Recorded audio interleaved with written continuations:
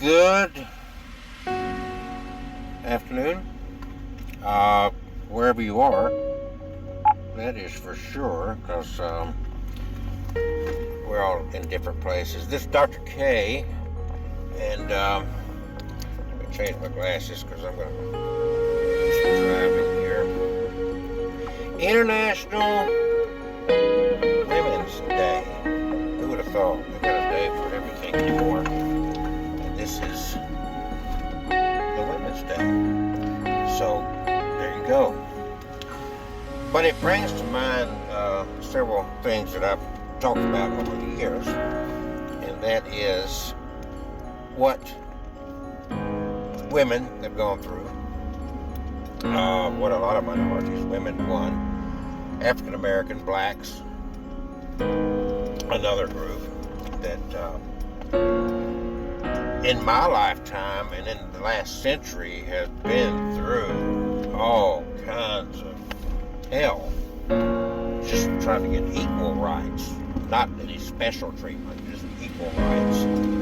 And what these people went through, and I know some of you have, like me, or older, you've been through some of this, and then others,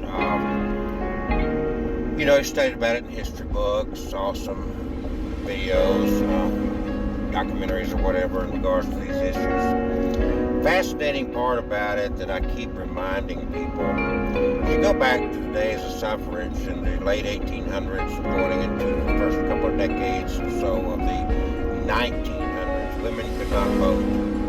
Of course, blacks couldn't vote either, but I started talking about women because this is the International Women's Day. But women couldn't vote. They were subjected to domestic work pretty much. The careers were pretty much non-existent for a female.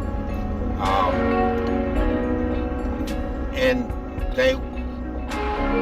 the ones that put themselves out to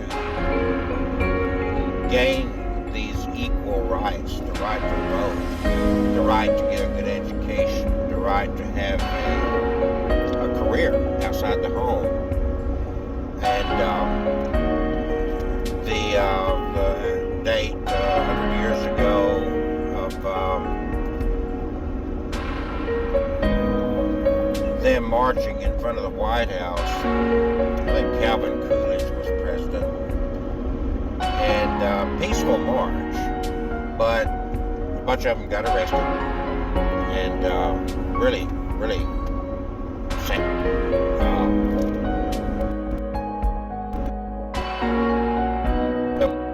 Real bad. Let me see what. But anyway, that's what took place. The not so unlike what we see takes place between gays or blacks or whatever that block roadways and whatnot, and the very same ones that gain freedoms, very ones that gain equal rights from similar conduct, are bashing these people that are seeking and going about using the exact same processes to gain and to get attention and to fight for these equal rights and freedoms.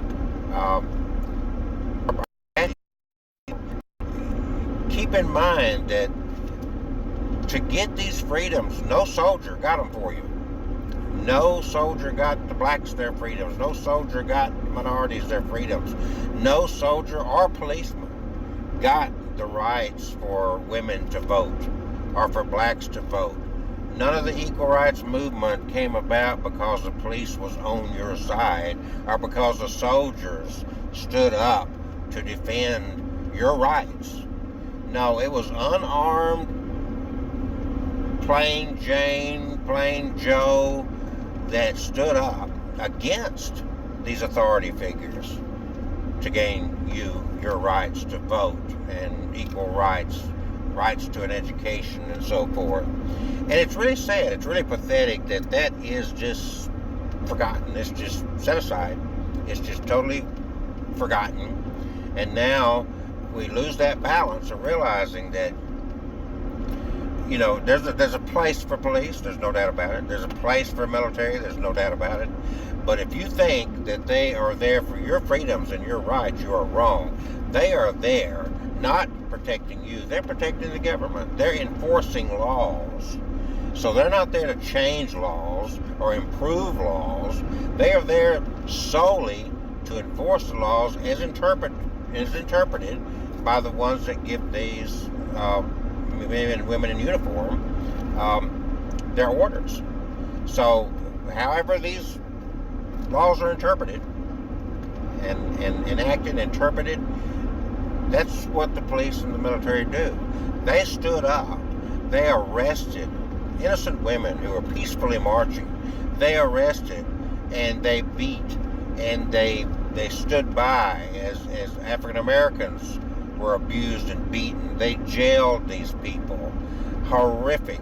Go research this out and you're going to find out that no one that wants their freedoms and equal rights should be glorifying police or soldiers.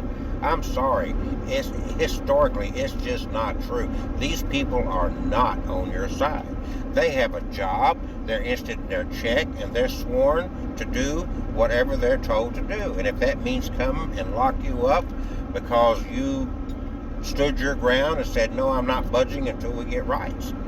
Now these kids in schools that are getting shot or watching their peers get shot, watching their teachers get shot. There's adults that are horribly criticizing these kids for standing up and saying no more. You're going to do something to protect us. This is insanity. We're tired of this. But instead of supporting these kids, I just don't understand the thinking of our society. I do not get it. I do not grasp. I cannot grasp at all why people cannot see what they're doing. You go back and you watch what women went through to have the right to freaking vote and have the right to an education and equal pay, all these things. And some of these battles are still ongoing. But it wasn't the police. There was no one armed and in uniform that was there to protect them or to stand up for them. They stood up against these authority figures, just like the African Americans did. And now you're going to turn around and you're going to praise your enemy, the bottom line, because they ultimately end up your enemy because they're not there at all to support you and your freedoms. They're there to control you and to hold you down, suppress you. And that's what they do. It's a common thing. If you have an incident of any sort that you need, you're trained to call 911. Well, by the time the police get there, it's over. All they're going to do is write a report and as they say, go after the bad guy. But why don't we think about eliminating? When I say eliminating, it's like, I'm not saying, what are we doing in our society that we can eliminate the need for chasing bad guys? What can we change in our society to get away from this codependence of government authority in chasing? Because every time they chase these criminals, they encroach upon our rights. They encroach upon our freedoms, and they encroach upon our privacy. People nowadays don't have a clue what privacy is. They don't have a clue. They're totally lost. They don't even understand privacy. With social media, it's just put out there on Front Street, everything from the blister on their big toe to the hickey on their neck. Every little thing in their lives is just thrown out there freely. Privacy's not even, they've been brainwashed so much, it's like, wow, what do you got to hide? But I've got nothing to hide. It's just none of your business. I have a right to privacy. I have a right to not put all my stuff on the street. And that's what they miss. They, you just, whatever. But it's the same way. Like I said, you go back, International Women's Day, and you look at this, and you look at this very carefully, and here's what you've got. These women had to stand up in the face of National Guard, military. These women had to stand up in the face of, again, police with batons, sticks, with guns, and were arrested, were abused horrendously as they fought for the rights that you enjoy today. The very ones that you go through life, honor the troops, praise the cops. I'm not saying to demean the cops, but you've got to keep a balance as to who is actually on your side. They're not on your side. Get over it. They're on the side of their paycheck, and they're sworn to do what they're told to do. They don't even know the Constitution. Talk to these guys. They don't have a clue. They don't have a clue about those things. And so they write tickets and they arrest people. They write tickets and they arrest people. They're not out there protecting you in any way. By the time they show up, the bad deed is done. And that's it. And they're given a free ticket to shoot unarmed people because they were scared. It's sad. It's pathetic. Because these same ilk of people, these same sworn peace officers, which is a misnomer, they get by with shooting unarmed people because they're scared. At the same token, what do we have? We have these women and these blacks that were beaten and jailed for peaceful demonstrations. And it's a very one-sided, like, where is the rights of the people? Where are the freedoms? They're not here. And like I said, not only do most people not even realize what true freedoms are anymore, you know. We grew up, we were just as ingrained in us that you had to get a license from the state in order to have sex. Marriage license. Otherwise, you were sinning. Do you understand this? That's what we were brainwashed with. That we had to get a piece of paper, a license, pay a fee, and ask Big Brother, ask the government for permission and be granted a license in order to properly live with someone and sleep with someone. This is how dependent in the last century we've gotten with this whole program. And this is how brainwashed and dead we've become with this whole thing. If God created marriage, why are we concerned about what the government says about marriage? Wow, somebody's car? No, that wasn't. Okay, just a sign. I saw that police officer there, but like, I didn't see that little car. And anyway, so bottom line is, people are not thinking right about any of this. You're just trained, you know, the troops fought and died for our freedoms. No, they didn't. No, they haven't. Study it out. Think about what you're saying. They have fought elsewhere that had nothing to do with our freedoms. The 2 times in our history in the 20th century that we were attacked on our ground as a nation was the Pearl Harbor and 9/11.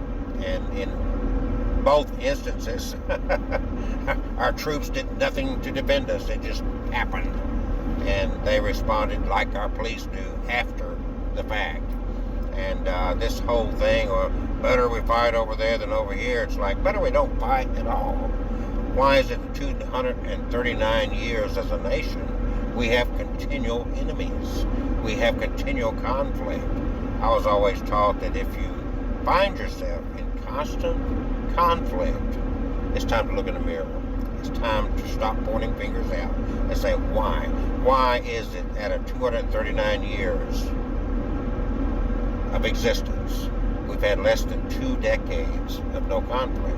Why is it in a short period of time we've gone from Hitler, Mussolini, we've gone from North Korea, we're back to North Korea, we've been Noriega, ISIS, Al-Qaeda, Bin Laden. It's a constant flow a constant flow of enemies, a constant flow of someone to be scared of, a constant flow of someone that we've got to protect ourselves from. What's up with this? What is up with this?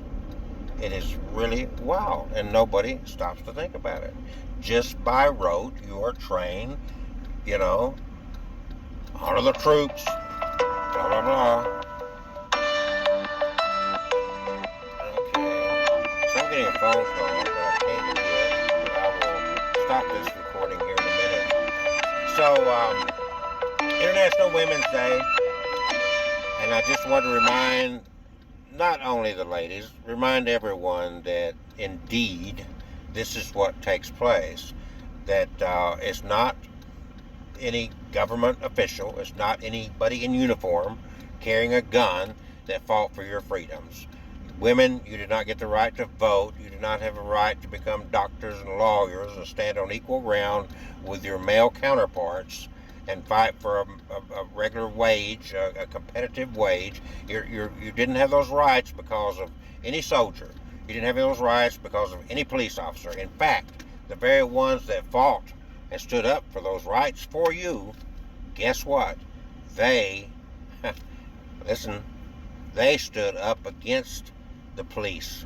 They stood up against these soldiers, National Guard and whatnot, who abused them, who arrested them, threw them in jail, physically abused them. Understand this. Understand this.